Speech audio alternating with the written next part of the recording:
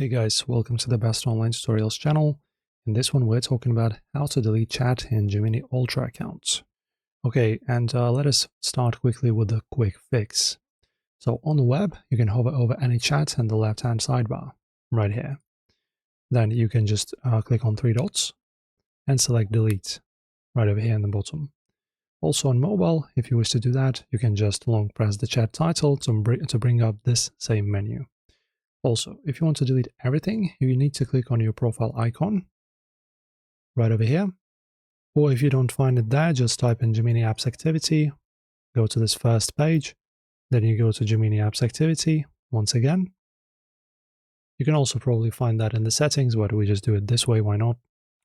And in here, if you wish to delete it, you can just, as you can see, choose whether you want to keep the activity or not. Choose after which time your activity is automatically deleted. And if you wish to delete now, you choose delete, choose which span of time you wish to delete your history for. You can do all time as well if you wish, right? Then just confirm and you can delete. And then just confirm the prompts, and every Ultra session, including those high compute deep dives, is permanently erased from Google's service. So once again, clean sidebar, clear mind. If this guide helps you secure your data, smash like and subscribe for more.